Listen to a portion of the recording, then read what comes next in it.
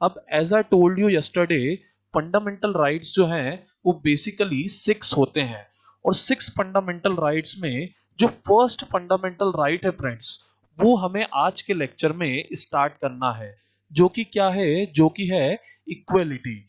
अब fundamental rights में equality, आप कहोगे सर बहुत ही नॉर्मल सी टर्म है ये तो, कि सभी को बराबर होना चाहिए।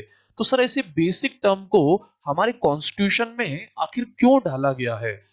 तो समझिएगा फ्रेंड्स, अगर हम बात करें 1947 के पहले की, सो फ्रेंड्स हम सब जानते हैं कि India was a slave country before 1947। तो मुझे एक बात बताइए, जब इंडिया एक स्लेव कंट्री थी, तो क्या एक स्लेव कंट्री में हम सबके पास प्रॉपर राइट्स होंगे? Definitely not. उस समय एक सेंटेंस जो है बड़े फेमस तौर पे कहा जाता था कि dogs and Indians are not allowed. तो इस तरह की हमारे इंडिया में क्या थी, कंडीशन थी। इसीलिए जो फंडामेंटल राइट्स हमें गारंटी किए गए हैं, उसमें सबसे पहला और सबसे इंपॉर्टेंट फंडामेंटल राइट क्या है फ्रेंड्स? इक्वेलिटी है। क्यों इंपॉर्टेंट है ये फ्रेंड्स, समझेगा। अगर इक्वेलिटी नहीं होगी तो डेमोक्रेसी का या हमारी फ्रीडम का, इन दोनों का ही क्या नहीं रहेगा, किसी प्रकार का कोई सेंस नहीं रहेगा। इसलिए फंडामेंटल राइट्स में सबसे पहला और इंपॉर्टेंट फंडामेंटल राइट है राइट टू इक्वेलिटी। अब राइट टू इक्वेलिटी का फ्रेंड्स हम सब मतलब समझते हैं कि what do you mean y equal. Equal का सीधा स्ट्रेट मतलब है कि सभी क्या हैं, बराबर हैं। इसमें आप सबने वो मूर्ति देखी होगी लेडी की, जो आंखों पे पट्टी बांधे रखती है और कहती है everybody is equal in the I of law. ये जो है फ्रेंड्स, ये इंग्लिश लॉ है जिसे हम रूल ऑफ लॉ कहते हैं, जो कि एबी डाइसी के द्वारा पॉपुलर किया गया था। अब ये फ्रेंड्स लक्ष्मीकांत में भी ऐसा दिया हुआ है कि रूल ऑफ लॉ को पॉपुलर करने का क्रेडिट किसको जाता है? एबी डाइसी को जाता है। तो एबी डाइसी का जो इंग्लिश लॉ है, रूल ऑफ लॉ है, असल में उसी का वाइड इंटरप्रिटेशन क्या है, हमारे इंडिया का इक्वलिटी बिफोर लॉ। अब इक्वलिटी बिफोर लॉ जरा आप ध्यान से देखिएगा, लेकिन अगर मैं बात करूं आर्टिकल 14 की, तो थोड़ा सा इन्होंने कॉम्प्लिकेट करा है। इक्वलिटी बिफोर लॉ जो है आर्टिकल 14, उसमें दो लॉज आते हैं। एक आता है इक्वलिटी बिफोर लॉ और दूसरा इक्वल प्रोटेक्शन ऑफ लॉस। अब आप कहोगे सर ये इक्वलिटी बिफोर लॉ तो हमें समझ में आ रहा है कि कानून के सामने सब बराबर हैं, बट ये इक्वल प्रोटेक्शन ऑफ लॉस क्या है? तो ये हम आगे के लेक्चर में आज समझेंगे। बट इससे पहले आप ये समझिए कि आर्टिकल 14 से 18 तक क्या है, इक्वलिटी के आर्टिकल है। ध्यान से सुनिएगा, 14 से 18 इक्वलिटी के आर्टिकल है। आर्टिकल 14 जो है वो स्पेशली इक्वलिटी को क्लियर करेगा, और जब आपको 14 क्लियर हो जाएगा तो 15, 16, 17, 18 मैं आज के ही लेक्चर में आपको इजीली अच्छे से क्लियर कर दूंगा। तो ध्यान से देखिए, 14 टू 18 इक्वलिटी है, और 14 में इक्वलिटी बिफोर लॉ और इक्वल प्रोटेक्शन ऑफ लॉस है। अब इसमें सबसे पहले समझिए friends, equality before law. Equality before law क्या होता है, इसको हम एक एग्जांपल से समझते हैं। मुझे बताइए, जैसे मान लीजिए कांस्टेबल है, उसने एक आम सिटीजन को क्या करा, थप्पड़ मार दिया। तो वो जो कांस्टेबल है, मुझे बताइए क्या उसको लॉ की नजर में मुजरिम या क्रिमिनल माना जाएगा या नहीं? डेफिनेटली माना जाएगा, और इसके लिए उसको पनिशमेंट भी दी जाएगी। बट अगर यही क्राइम एक प्राइम मिनिस्टर करता है, तो मुझे बताइए क्या प्राइम मिनिस्टर को मुजरिम माना जाएगा? डेफिनेटली यस, प्राइम मिनिस्टर को भी क्या माना जाएगा, मुजरिम माना जाएगा। बट क्या उसकी और कांस्टेबल की ही जो सजा है वो भी इक्वल होगी? Definitely yes. हमारे यहाँ कांस्टेबल और प्राइम मिनिस्टर दोनों पर क्या होता है, एक ही लॉ लागू होता है। भले ही सहारा का चीफ सुब्रतो रॉय भी अगर कोर्ट में जाएगा, तो बकायदा सुप्रीम कोर्ट फटकार लगाएगा कि in India we have equality before law, आप भी आम लोगों की तरह कटघरे में खड़े रहेंगे। सो यही क्या है, इक्वलिटी बिफोर लॉ है, जो क्या है, नेगेटिव कंसेप्ट है। आप कहोगे सर ये तो इतनी अच्छी अच्छी बात कर रहा है, इक्वलिटी स्टैब्लिश कर रहा है, और आप कह रहे हैं कि ये एक नेगेटिव कंसेप्ट है। सो फ्रेंड्स, ये नेगेटिव कंसेप्ट है, क्यों, जरा समझेगा। ये नेगेटिव इसलिए है क्योंकि ये क्या कहता है, ये अनइक्वल ट्रीटमेंट को मना करता है। ये क्या कहता है, जो अनइक्वल ट्रीटमेंट है उसके लिए ये क्या करता है, मना ही करता है। सर ठीक है, पर बात समझ नहीं आ रही कि ये नेगेटिव क्यों है। समझिएगा फ्रेंड्स, जो भी चीज हमें मना कर रही है वो क्या होती है, नेगेटिव होती है, क्योंकि वो आपको क्या कर रहा है, रोक रहा है। ये कोई चीज करने के लिए आपको मोटिवेट नहीं कर रहा है। आप कहोगे सर नहीं डाइजेस्ट हो रहा। तो फ्रेंड्स, जब मैं आपको इक्वल प्रोटेक्शन ऑफ लॉस समझाऊंगा तब आपको equality before law negative right है ये समझ में आ जाएगा। अभी के लिए इतना समझिए कि जो इक्वलिटी बिफोर लॉ है, जो कंप्लीटली इक्वालिटी की बात करता है, एज आई टोल्ड यू, ये कहां से लिया गया है, ये इंग्लिश लॉ यूके से लिया गया है, जहां पर रूल ऑफ लॉ है, जिसको एबी डाइसी ने वर्ल्ड वाइड पॉपुलर करा था। तो जो कहता है कि सभी क्या होंगे, लॉ की नजर में कंप्लीटली इक्वल होंगे। अब फ्रेंड्स, ये बहुत ही वाइडली इंटरप्रेटेड आर्टिकल है। जब आप आर्टिकल 15, 16, 17, 18 समझेंगे तब आप इसकी डेप्थ जो है वो समझ पाएंगे। अभी इसकी डेप्थ आप नहीं समझ पाएंगे। अभी बस इतना समझिए कि प्राइम मिनिस्टर हो या कांस्टेबल, दोनों के लिए लॉ क्या होते हैं, सेम होते हैं। पर मुझे बताइएगा कि क्या इक्वलिटी हमेशा अच्छी है, क्या बराबरी होना हमेशा के लिए सही होता है। तो आप कहोगे हाँ सर बिल्कुल, बराबर होना हमेशा के लिए सही होता है। सो इसके लिए फ्रेंड मैं आपको एक एग्जांपल दिखाता हूं। देखिए जरा, आपकी स्क्रीन पे एक एग्जांपल है। यहां देखिए, यहां देखिएगा, बराबर यहां क्या करी गई है, इक्वलिटी रखी गई है। तीन लोग हैं, तीनों को क्या दिया गया है, एक ब्लॉक दिया गया है खड़े रहने के लिए। पर आप देखिए, एक व्यक्ति ऐसा है, फर्स्ट वन, जिसको ब्लॉक की रिक्वायरमेंट ही नहीं है, फिर भी उसको क्या करा है, ब्लॉक दे रखा है। अब फर्स्ट व्यक्ति जिसको ब्लॉक की रिक्वायरमेंट ही नहीं है, मुझे बताइए क्या इन्हें ब्लॉक देना सही है। उसके बाद देखिए सेकंड पर्सन, इन्हें ब्लॉक की रिक्वायरमेंट है और इनके लिए ये ब्लॉक सही भी बैठ रहा है। पर देखिए थर्ड पर्सन, इनके लिए ब्लॉक क्या हो गया, यूजलेस हो गया। तो ये तो पूरी तरह से इक्वलिटी थी।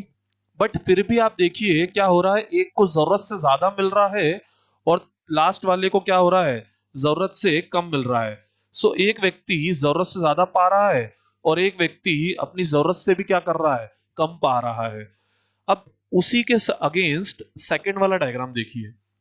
इसमें देखिए, जिस जो जरूरत से ज्यादा वाला व्यक्ति है उसे हमने यहां पर कुछ भी नहीं दिया। जो बीच वाला व्यक्ति है उसे देखिए प्रीवियस डायग्राम की तरह सेम उसको ब्लॉक दिया गया, और जो थर्ड व्यक्ति है उसे क्या करा गया, उसे ज्यादा ब्लॉक दिया गया, उसे एक की जगह दो ब्लॉक दिए गए। फर्स्ट व्यक्ति का ब्लॉक भी थर्ड व्यक्ति को दे दिया गया। तो अब मुझे बताइए, तीनों वाक्य में इक्वल नजर आ रहे हैं, हाँ या ना। डेफिनेटली अब तीनों वाक्य इक्वल नजर आ रहे हैं। सो अगर हम इस थ्योरेटिकल डायग्राम को प्रैक्टिकली समझे तो समझेगा फ्रेंड्स, अगर एक बहुत रिच व्यक्ति है तो एक बहुत रिच व्यक्ति जो है उस पर आपको ज्यादा टैक्स लगाना पड़ेगा, और वो ज्यादा टैक्स लगा के उसका जो टैक्स का पैसा है वो आपको किसको देना पड़ेगा, वो आपको देना पड़ेगा किसको, उस अमीर से लेकर, उस अमीर से लेकर आपको वो पैसा गरीब व्यक्ति में क्या करना पड़ेगा, बांटना पड़ेगा। जब आप ऐसा करेंगे तभी क्या होगी, रियल इक्वलिटी इस्टेब्लिश होगी। तो अमीर व्यक्ति से पैसा लेकर किसको देना पड़ेगा, गरीब को देना पड़ेगा। So in India we practice the same. अमीर लोगों पर टैक्सेशन जो होता है वो ज्यादा होता है, नियर अबाउट 30% होता है। और जो पुअर पीपल होते हैं, बैकवर्ड क्लासेस के, उन्हें टैक्स तो देना नहीं पड़ता है। इसके अलावा उन्हें तरह तरह की स्कीम्स मिलती है जिससे उनका क्या हो, अपलिफ्टमेंट हो सके। So try to understand friends, India क्या है, इंडिया की अगर हम बात करें, इंडिया क्या है, एक वेलफेयर कंट्री है। इंडिया एक गरीब देश है जहां पर इनइक्वलिटी जो है वो बहुत ज्यादा है, और इस इनइक्वलिटी को मिनिमाइज करने के लिए हमारा वेलफेयर के लिए काम करना क्या है, बहुत ज्यादा जरूरी है। सो वेलफेयर कंट्री क्या करती है, जो इनइक्वलिटी होती है उसे क्या करती है, मिनिमाइज करने का काम करती है। तो इंडिया में ये प्रैक्टिस बहुत जरूरी है। इसका एक और एग्जांपल मैं आपको जैसे दे देता हूं कि एसआई की जो दौड़ होती है उसमें जो वुमेन्स रहती हैं उन्हें 3 मिनट 30 सेकेंड्स दिए जाते हैं और जो मेन रहते हैं उन्हें 2 मिनट 40 सेकेंड दिए जाते हैं। सो ये डिस्क्रिमिनेशन बहुत जरूरी है क्योंकि वुमेन का फिजिकल स्ट्रक्चर वैसा नहीं है जैसा मेल का है। सो इक्वलिटी भी तभी फॉलो करेगी जब क्या हो, जब लोगों के सरकमस्टेंसेस, लोगों की जो कंडीशन है वो क्या हो, इक्वल हो। अगर लोगों के सरकमस्टांसेस कंडीशंस जो हैं वो इक्वल नहीं है, सो इन दैट केस जो इक्वलिटी है उसका भी क्या रहेगा, उसका भी कोई सेंस नहीं रहेगा। सो इक्वलिटी रियल सेंस में तभी प्रैक्टिस हो पाएगी जब लोगों के क्या हो, लोगों के सरकमस्टेंसेस भी क्या हो, इक्वल हो। यानी अनइक्वल के साथ अगर आप इक्वलिटी करोगे सो वो इटसेल्फ क्या हो जाएगी, इनइक्वलिटी हो जाएगी। Let me repeat it again, unequals के साथ अगर आप इक्वलिटी करोगे तो वो भी क्या हो जाएगी, वो भी इनइक्वालिटी हो जाएगी। सो देखिए statement, people in equal circumstances should be treated equally because equality among unequals itself amount to inequality. I guess आपको अच्छे से क्लियर हो गया होगा। सो इक्वलिटी सिर्फ इक्वल लोगों में होनी चाहिए। अब ये कॉन्सेप्ट जो है हमने फ्रेंड्स कहां से उठाया है, ये हमने अमेरिका के कॉन्स्टिट्यूशन से उठाया है। We have interpreted this concept from American constitution, क्योंकि वहां फ्रीडम की और राइट्स की बहुत ज्यादा बात की जाती है।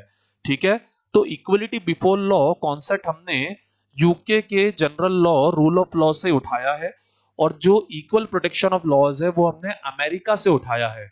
और ये दोनों चीजें जो हैं ये दोनों मिलाकर क्या बनाती हैं, इंडिया में इक्वलिटी का लॉ बनाती हैं। अब फ्रेंड्स बात तो समझ में आ गई पर प्रैक्टिकली कुछ ढंग से क्लियर नहीं हो रहा। सो प्रैक्टिकली क्लियर करने के लिए आप इसके आगे के आर्टिकल्स देखिए। दैट इज आर्टिकल 14 15 के बाद 14 के बाद 15 16 17 18। तो समझिएगा दोस्तों, जैसे अगर हम बात करें आर्टिकल 14 की, तो ये क्या है, सबसे वाइड आर्टिकल है। और इसके अंदर क्या आता है, आर्टिकल 15 आता है। और आर्टिकल 15 के अंदर क्या आता है, आर्टिकल 16 आता है। रुकिए मैं थोड़ा इरेज करके वापस से लगाता हूं, मजा नहीं आ रहा।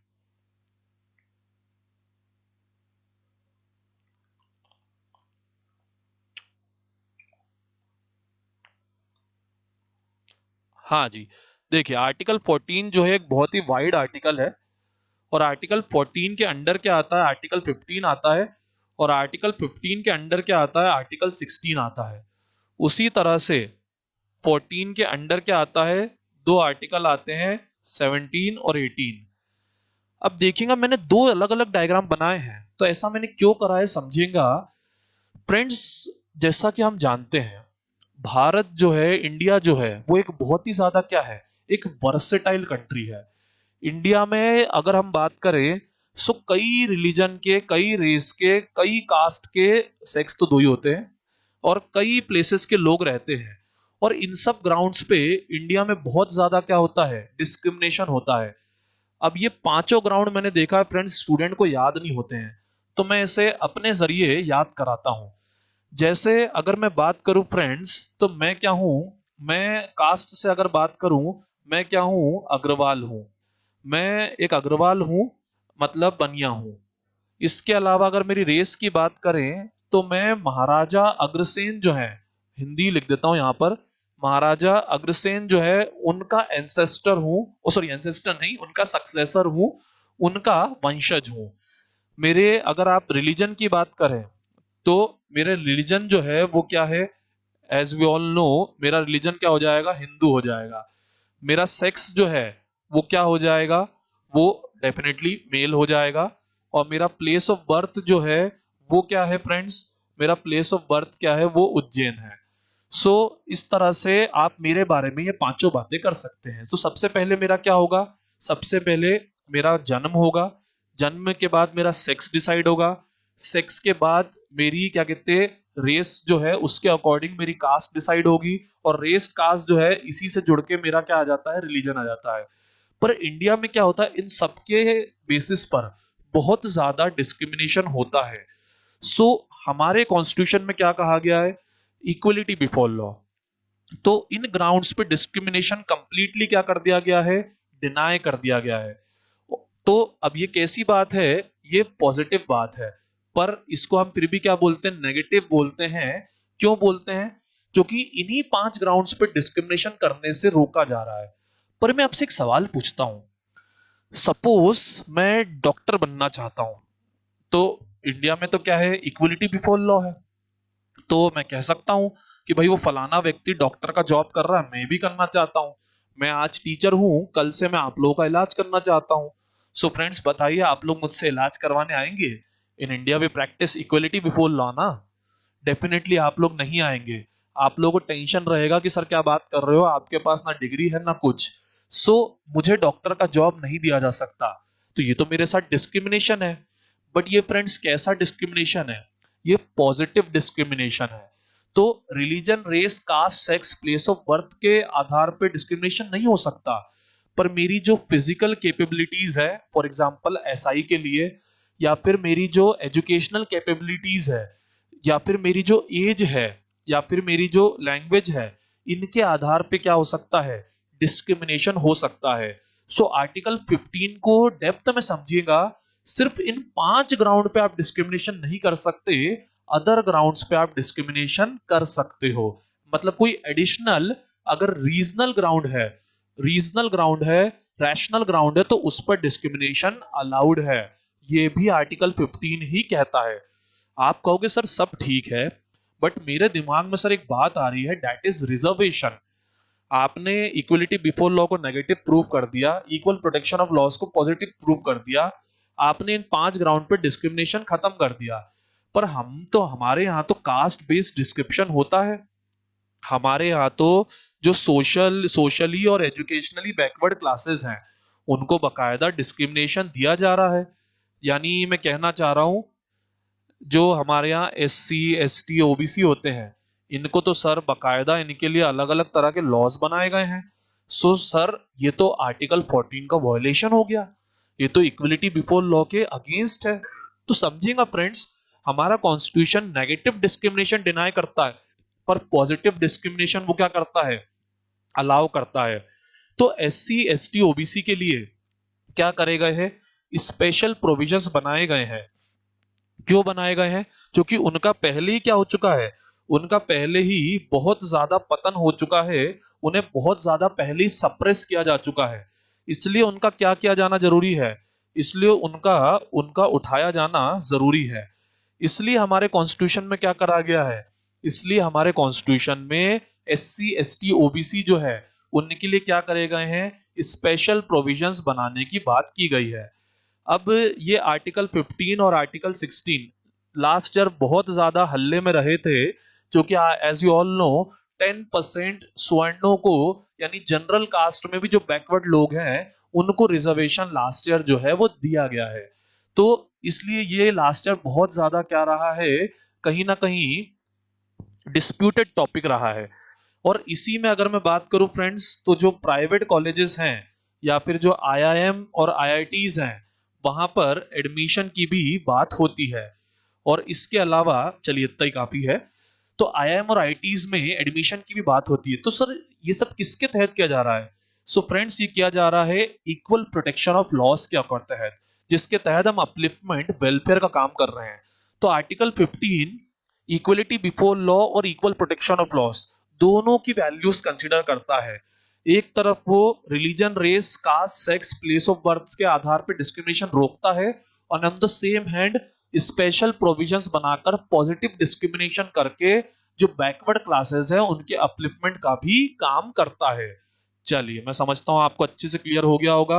अब फ्रेंड्स मैं बस एक बार नेट चेक कर लूं, क्योंकि समय खराब चल रहा है, थोड़ी प्रॉब्लम आ रही है, तो चेक करना बेहतर है। चलिए अच्छा वर्क कर रहा है, लेट्स कंटिन्यू। अब आर्टिकल 15 के बाद, अब जैसा कि एज आई टोल्ड यू 14 के अंडर 15 आता है और 15 के अंडर 16 आता है। तो समझिएगा फ्रेंड्स, आर्टिकल 16, फ्रेंड्स मुझे बताइए, जो अंग्रेज थे वो ईस्ट इंडिया कंपनी में एम्प्लॉयमेंट करते थे। सो क्या ईस्ट इंडिया कंपनी में जो एम्प्लॉयमेंट होता था वो कंप्लीटली फेयर होता था? क्या उसमें मेरिट को सबसे ऊपर रखा जाता था? Definitely not. बहुत ज्यादा करप्शन वहां पर होता था, और गवर्नमेंट जॉब्स में तो बहुत ही ज्यादा नेपोटिज्म, भाई भतीजावाद जो है वो हावी था। बट प्रेजेंट में अगर मैं बात करूं, तो मान लीजिए मैं इंडिया में क्या हूं फ्रेंड्स, प्राइम मिनिस्टर हूं, मान लीजिए। पर मैं अगर प्राइम मिनिस्टर हूं, तो क्या मैं अपने बेटे को प्राइम मिनिस्टर बनाना या कलेक्टर बनाना अश्योर कर सकता हूं? क्या मैं श्योर कर सकता हूं कि मेरे पास हाई पोस्ट है तो मैं उसका पावर का इस्तेमाल करके अपने बेटे को कलेक्टर बनवा दूं? Definitely not. It is a merit based job. आपको बकायदा कलेक्टर के लिए एग्जाम निकालना पड़ेगी, then only you can perform the duties of a collector. ठीक है। सो ऐसा क्यों होता है फ्रेंड्स? क्योंकि आर्टिकल 16 हमारे यहाँ कहता है equality of opportunity in matters of public employment. Public employment के मैटर्स में क्या होगी, इक्वलिटी ऑफ अपॉर्चुनिटी हमारे यहाँ प्रैक्टिस की जाएगी। ये हमारा आर्टिकल 16 कहता है। आप कहोगे सर अच्छी बात है, मतलब कि धोबी का बेटा धोबी बनेगा ऐसी कोई श्योरिटी नहीं है, राजा का बेटा राजा बनेगा ऐसी कोई श्योरिटी नहीं है, या फिर क्षत्रिय का बेटा क्षत्रिय, ब्राह्मण का बेटा ब्राह्मण, वैश्य का बेटा वैश्य, शूद्र का बेटा शूद्र, ऐसी कोई गारंटी नहीं है। सबके लिए क्या है, इक्वलिटी है। पब्लिक एम्प्लॉयमेंट में सबको इक्वल अपॉर्चुनिटीज दी जाएगी। आप कह रहे हो सर ये बात तो समझ में आ रही है, it is good, it is equality before law. पर आपके दिमाग में आ रहा होगा सर, ऐसा अगर आप कहते हो तो सर फिर रिजर्वेशन क्यों होता है? रिजर्वेशन तो बहुत बेकार चीज है सर। इसमें तो आप जो बोल रहे हो उसके कंप्लीटली अगेंस्ट जाता है। रिजर्वेशन तो मैं पहले बता दूं, मैं प्री लेवल से पढ़ा रहा हूं, सो इसलिए मैं डिटेल्स जो छोड़ रहा हूं ना, वो आपको आपकी मेंस की क्लासेस में डिटेल में करवाई जाएंगी। अभी मैं आपके कॉन्सेप्ट क्लियर कर रहा हूं प्री के लेवल से। सो रिजर्वेशन जो होता है वो अगर हम बात करें इसके अगेंस्ट जा रहा है। So let me tell you friends, ऐसा नहीं है। Try to understand my point, तभी आपको रिजर्वेशन जस्टिफाइड लगेगा और आपको अपनी खुद की पढ़ाई करने में भी थोड़ा इजी फील होगा। फैसिलिटीज जो आपके पास हैं मुझे बताइए, या फिर आप किताबें खरीद सकते हैं जितनी आप चाहें। क्या एक आदिवासी व्यक्ति, जो मान लीजिए आप मध्य प्रदेश में अलीराजपुर में एक आदिवासी गांव में रहता है, क्या उसके पास आपके जैसी फैसिलिटीज होंगी? Definitely not. उसके पास आपके जैसी फैसिलिटीज नहीं है। So what about him? तो अगर मैं बात करूं एग्जाम की, अगर आप और वो एग्जाम देने जा रहे हैं, एक तरफ आप हैं जिन्होंने खूब कोचिंग्स का मटेरियल पूरा का पूरा चार्ट रखा है और खूब सारे टीचर्स से डाउट्स क्लियर कर रखे हैं, और एक वो है जिसने घर बैठकर एक सिंगल किताब से सेल्फ तैयारी करी है। तो मुझे बताइए, अगर आप दोनों ने एग्जाम दिया, सो क्या ये इक्वलिटी है? क्या आप दोनों को इक्वल तरीके से जज करना सही है? नहीं है। इसीलिए फ्रेंड्स आर्टिकल 16 क्या करता है, पॉजिटिव डिस्क्रिमिनेशन की भी बात करता है, जिसको हम रिजर्वेशन कहते हैं। सो रिमेंबर फ्रेंड्स, आर्टिकल 16 ही क्या है, वो आर्टिकल है जिसमें क्या करा गया है, जिसके थ्रू रिजर्वेशन दिया गया है। जब हम मेंस की क्लासेस करेंगे तो इसमें हम मंडल कमीशन के बारे में बहुत डिटेल में पढ़ेंगे, जो रिजर्वेशन से ही जुड़ा हुआ है। इसके अलावा इंदिरा साहनी केस जो है डिटेल में पढ़ेंगे, जिस पर अभी मामला चल रहा है कि 50% से ऊपर रिजर्वेशन देना सही नहीं है। जो गवर्नमेंट है उसको ईडब्ल्यूएस से ज्यादा प्रॉब्लम इस बात से है कि आपने रिजर्वेशन कैप को 50% से क्या कर दिया है, ज्यादा एक्सटेंड कर दिया है। अब आर्टिकल 16 के बाद देखिए 14, 15, 16 एक के अंदर एक है। 14 इक्वलिटी बिफोर लॉ और इक्वल प्रोटेक्शन ऑफ लॉस को क्लियर करता है। 15 जो है वो क्या करता है, वो इसको इंप्लीमेंट करने का काम करता है और बताता है कि आप 5 ग्राउंड्स पे डिस्क्रिमिनेशन नहीं कर सकते। और 15 के बाद जो 16 है वो इसी चीज को, डिस्क्रिमिनेशन नहीं करने को किसमें लागू करता है, एम्प्लॉयमेंट में, अपॉर्चुनिटीज में, जॉब्स में, जो है प्राइवेट हो या गवर्नमेंट दोनों में लागू करता है। अब आर्टिकल 16 में मैं एक चीज बस और बता दूं आपको फ्रेंड्स, कि जो आर्टिकल 16 है उसमें क्या होता है, ग्राउंड्स की बात की जाती है। ग्राउंड्स की बात की जाती है कि कितने ग्राउंड्स जो हैं उन पर आर्टिकल 16 फॉलो होगा। तो आर्टिकल 15 जो है, 16 जो है फ्रेंड्स कितने ग्राउंड्स पर काम करता है, 7 ग्राउंड्स पे काम करता है। कितने ग्राउंड्स? 7 ग्राउंड्स। आप कहोगे सर 7 याद करना पड़ेंगे। सो नहीं फ्रेंड्स, आपने जो ऊपर याद करे हैं वही की वही ग्राउंड्स हैं, बस उसमें एक ग्राउंड और क्या बढ़ जाएगा, डिसेंट। डिसेंट मतलब जैसे अगर आपने सत्यमेव जयते देखी हो जॉन अब्राहम की, तो कई बार हम क्या करते हैं, अगर कोई व्यक्ति मुजरिम है तो हम उसके बेटे को भी क्या मानते हैं, मुजरिम मानते हैं। तो हमारा इंडिया का लॉ कहता है कि you can not do this, भाई क्राइम जो है वो उसके फादर ने करा है, तो ये क्या है, ये इनोसेंट है, आप इनको मुजरिम नहीं ठहरा सकते इस बेस पर कि इनके फादर क्या थे, क्रिमिनल थे। इसीलिए कई बार क्या होता है, क्रिमिनल का बेटा भी क्या बन जाता है, इंडिया में पुलिस ऑफिसर बन जाता है, सत्यमेव जयते, ठीक है, फिल्म का नाम है। तो अब ये ऐसा ही होता है, मनोज वाजपेयी उसमें क्या बन गए थे, पुलिस ऑफिसर बन गए थे। सो ये किसके अकॉर्डिंग है, डिसेंट के अकॉर्डिंग है, कि डिसेंट से आप क्या करेंगे, डिस्क्रिमिनेशन नहीं करेंगे। और डिसेंट के अलावा रेसिडेंस, सर सब कुछ ठीक है, पर एक बात हमें समझ नहीं आ रही कि ये रेसिडेंस और प्लेस ऑफ बर्थ से डिस्क्रिमिनेशन कौन करता है। तो समझेगा फ्रेंड्स, कई पहले के जमाने में, आजकल तो ये कम हो गया है, पहले के जमाने में बहुत ज्यादा होता था, मैं कृष्ण की नगरी मथुरा से हूं, मैं विक्रमादित्य की नगरी उज्जैनी से हूं। सो प्लेस ऑफ बर्थ और प्लेस ऑफ रेसिडेंस के अकॉर्डिंग पहले बहुत ज्यादा डिस्क्रिमिनेशन होता था। इसी कारण हमारे कॉन्स्टिट्यूशन ने इनको क्या करा है, इन पॉइंट्स को कंसिडर करा है। मैं समझता हूं 14, 15, 16 आपको अच्छे से क्लियर हो गया होगा। पर एक चीज समझना फ्रेंड्स, मुझे एक बड़ा कंफ्यूजन है कि 14, 15, 16 में इतना सब क्लियर करने के बाद हमारे यहाँ एक आर्टिकल 17 बनाया गया है, जिसमें बात करी गई है किसकी, अनटचेबिलिटी की। और कहा गया है कि अनटचेबिलिटी प्रैक्टिस नहीं की जाएगी और उसके लिए क्या रहेंगे, पनिशमेंट भी रहेगी। पर मैं एक बात पूछना चाहता हूं कि जब आपने रिलीजन, रेस और कास्ट, जब आपने कास्ट बेस्ड डिस्क्रिमिनेशन को डिनाई कर दिया है आर्टिकल 15 में क्लियरली, सो रिक्वायरमेंट ही क्या है आर्टिकल 17 की।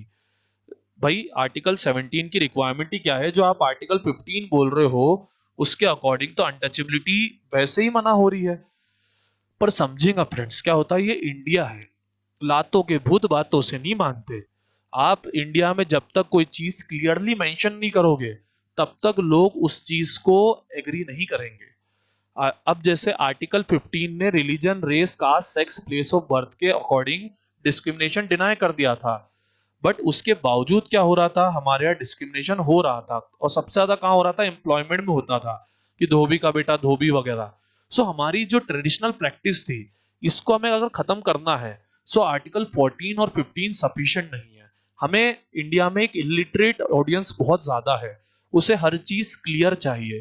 तो इसलिए हमें क्लैरिटी से आर्टिकल 16 जो है बताना पड़ा कि एम्प्लॉयमेंट में डिस्क्रिमिनेशन नहीं होगा, और आर्टिकल 17 हमें बताना पड़ा जो कि भारत में छुआछूत की जो प्रैक्टिस है वो बहुत ज्यादा होती थी, ये एक बहुत ही ज्यादा वेल इस्टेब्लिश कल्चर था।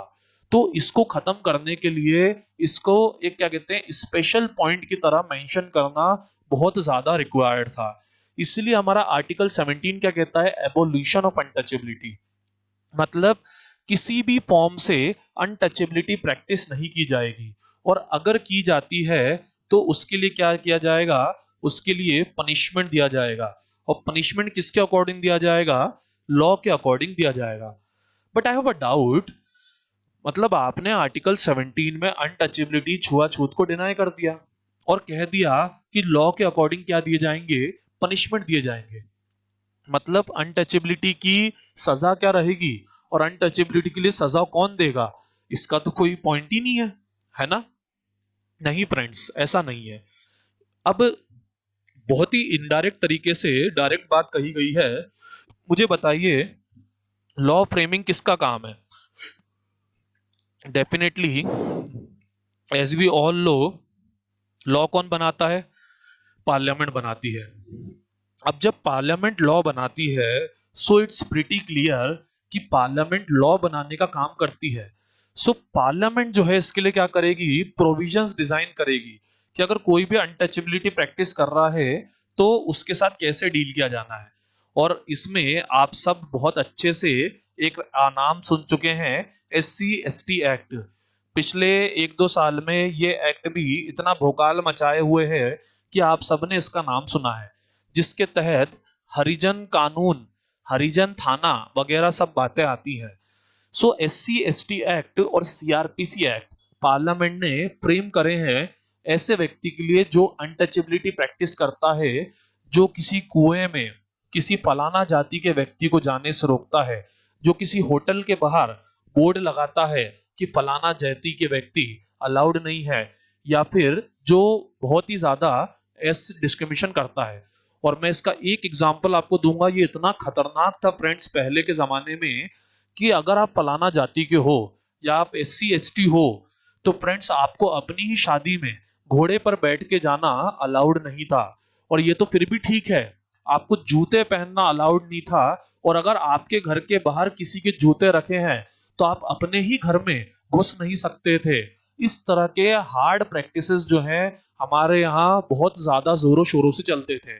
और प्रेजेंट में भी मैं क्या बात करूं, भले ही हम मॉडर्न सिटीज में देखते हैं कि ये प्रैक्टिस नियर अबाउट एबॉलिश हो गई है, बट स्टिल अगर हम उत्तर प्रदेश बिहार वगैरह के जो इनर एरियाज में जाएंगे तो आज भी ये प्रैक्टिस जोरों शोरों से चल रही है। अब इसके अलावा एक और आर्टिकल फ्रेंड्स डाला गया, आर्टिकल 18।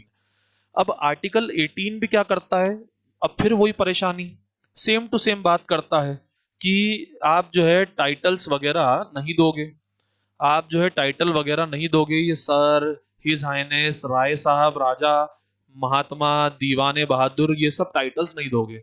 अब मुझे समझ में नहीं आया, जब आपने डिस्क्रिमिनेशन ही मना कर दिया है तो इसकी बात ही कहां से उठी। ये टाइटल वाली बात तो बकायदा डिस्क्रिमिनेशन में ही आ जाएगी ना।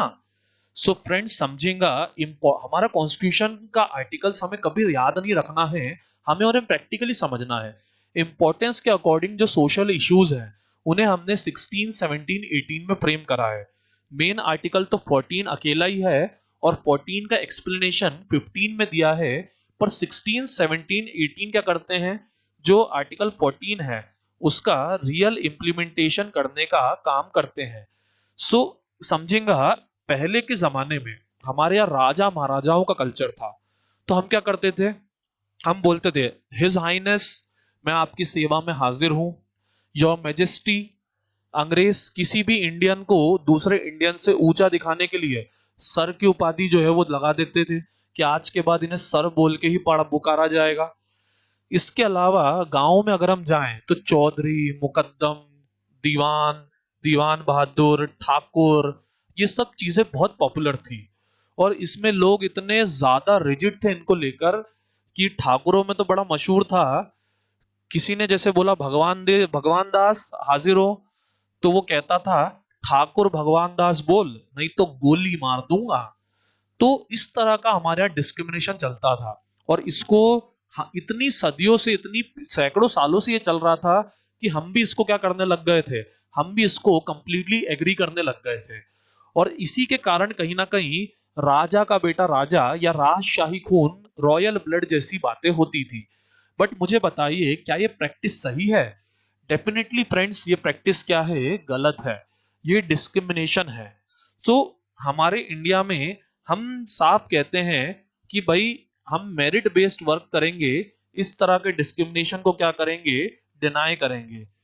अब आप कहोगे सर आपकी बात अगर हम मान भी ले तो सर मिलिट्री में तो डिस्क्रिमिनेशन होता है, जो मिलिट्री वाले हैं बकायदा वो क्या करते हैं, अपने नाम के आगे कैप्टन मेजर लगाते हैं, वो तो चलिए फिर भी ठीक है, डॉक्टर तो अपने नाम के आगे डॉक्टर लगाता ही है। सो आप कहोगे सर ये भी तो एक तरह के टाइटल हैं। या फिर अगर हम अवार्ड्स की बात करें, पद्मा अवार्ड्स वगैरह, तो लोगों को अवार्ड मिल जाते हैं। सो अवार्ड्स भी तो क्या है, एक तरह के टाइटल ही है।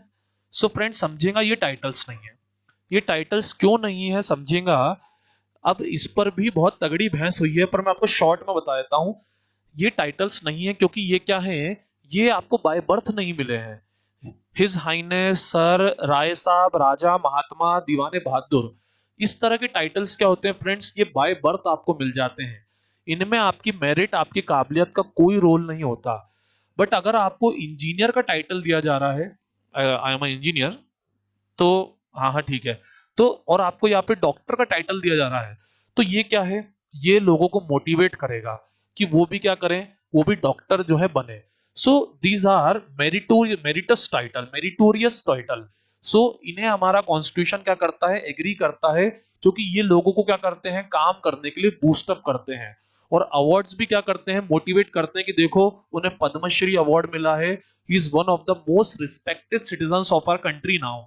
सो मेरिट बेस्ड टाइटल्स हमारे यहाँ क्या है, अग्रीड है, अवार्ड्स वगैरह अग्रीड है। बट इसका मतलब ये नहीं है कि आप अपने नाम के पहले ही क्या कर दो, अवार्ड लगा लो। आप बोलो मुझे पद्मश्री मिला है, तो आज से मैं क्या कहलाऊंगा, आज से मैं पद्मश्री अवार्डी मिल्खा सिंह कहलाऊंगा, या फिर आज से मैं, या पद्मश्री अवार्डी, भारत रत्न अवार्डी क्या कहते हैं, सचिन तेंदुलकर कहलाऊंगा। सो आप ऐसा नहीं कर सकते, आप अपने नाम के पहले या बाद में पद्मश्री अवार्ड नहीं लगा सकते, क्योंकि टाइटल्स मना है। बट अवार्ड्स दिए जा सकते हैं, और डॉक्टर, इंजीनियर जैसे एकेडमिक टाइटल्स जो है वो लगाए जा सकते हैं। सो इस तरह से हमारा कॉन्स्टिट्यूशन जो है वो एक बड़ा बैलेंस जो है स्टैब्लिश करता है, इक्वलिटी बिफोर लॉ और इक्वल प्रोटेक्शन ऑफ लॉज की। जहां पर भी जरूरत हो वो नेगेटिव बात करता है और डिस्क्रिमिनेशन कंप्लीटली डिनाई कर देता है, और फिर जहां पर भी जरूरत हो वहां पर वो पॉजिटिव डिस्क्रिमिनेशन करता है, और अपलिफ्टमेंट के लिए, जो बैकवर्ड है उनके अपलिफ्टमेंट के लिए एज ए लॉज बनाता है, जो आपको डिस्क्रिमिनेटरी एक नजर में लग सकते हैं, पर अगर आप डेप्थ में देखेंगे सो वो डिस्क्रिमिनेटरी नहीं है, वो हमारी सोसाइटी की इनइक्वलिटी खत्म करने का काम कर रहे हैं। So I guess equality, right to equality आपको अच्छे से क्लियर हो गया होगा। सो प्री के अकॉर्डिंग हमने इसको बहुत अच्छे से करा है। सो इसको एक बार पढ़िए, रिवाइज कीजिए, कोई डाउट हो तो नीचे कमेंट सेक्शन में आप लिख सकते हैं। चलिए फ्रेंड्स, आज के लिए अलविदा, इसके आगे हम कल कंटिन्यू करते हैं।